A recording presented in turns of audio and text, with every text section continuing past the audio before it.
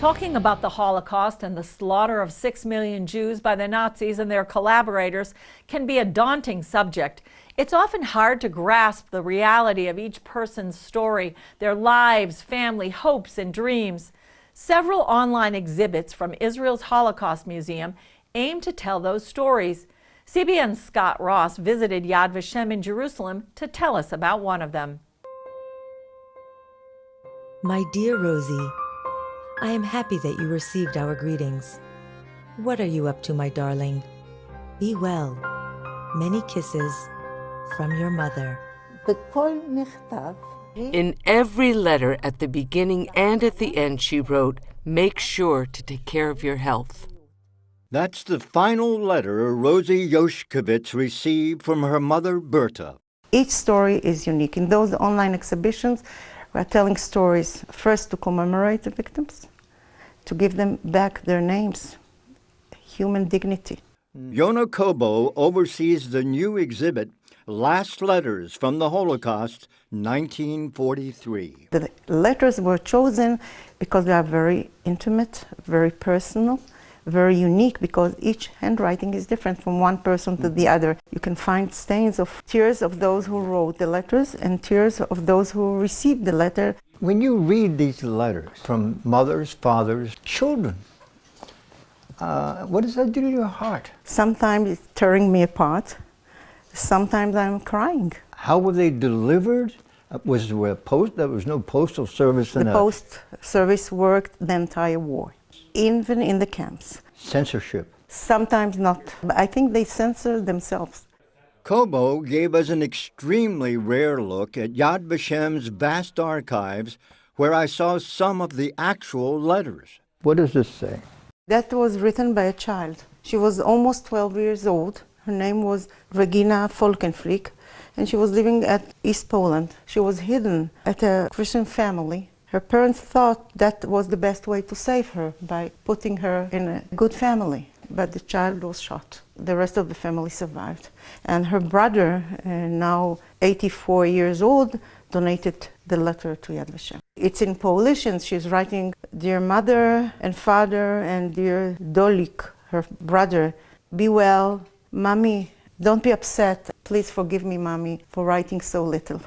And here's another one. That is another one, written by a young woman, 19 years old, Rosette Bomblat. She was active in a group of underground movement in Paris.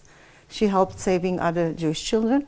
Her family was hidden in a village not far away from Paris. And Rosette is writing here in French, "I'm only living for the day that we will be together again." All the family, except of Rosette and her oldest sister Sarah, survived and emigrated to Israel. She didn't? She didn't. She was transferred to Auschwitz. She was murdered in the camp. What about your family? My mother was born in Germany, and she has been through a ghetto, a labor camp, and a very, very long death march. She marched 800 kilometers by foot. My father survived Auschwitz, and they met after the war was over. And when I was older, like 35 years old, my father remembered to tell me his secret. He was a widow when he met my mom. He lost his first wife and baby daughter in Belzec. I just recently found the name of his daughter. This online exhibit is just one of many at Yad Vashem, the main collection of Holocaust documentation in the world.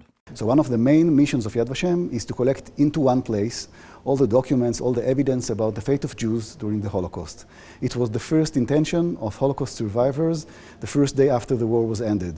Dr. Chaim Gertner is director of the archives. We understood that the Nazis not only planned to murder the Jews, but also understood or wanted to annihilate, to erase our ability to know who were they and what happened to them. Erase their memory. So this is why Yad Vashem decided as one of its most important missions to collect all those pieces of huge puzzle of our joint history into one place.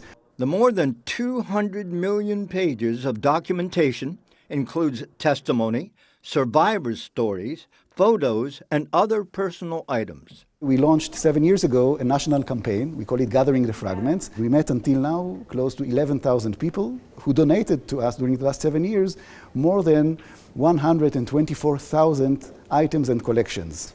And are there many survivors living today that have seen this, been here, and experienced this? Yes, Holocaust survivors do see Yad Vashem as the home of their items, and they say here it will be kept forever. He will preserve it. And I may tell you the story, for example, of this sweater over here. Yes. That was donated to us on the first day of this campaign 7 years ago by a lady from Tel Aviv.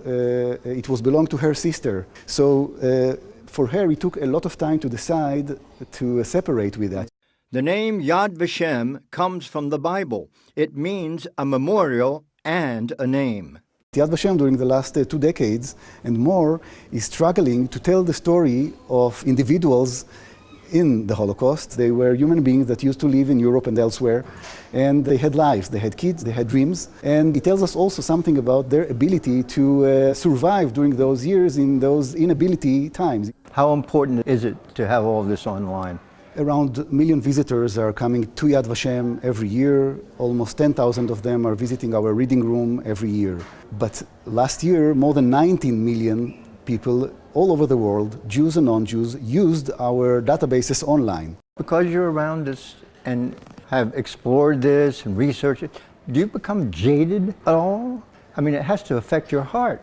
I am a son of a Holocaust survivor myself. I was going to ask you that. I think that as an educator, our mission here to educate the next generation is what gives us the strength to think ahead, what to do with that story for generations to come. Scott Ross for CBN at Yad Vashem in Jerusalem.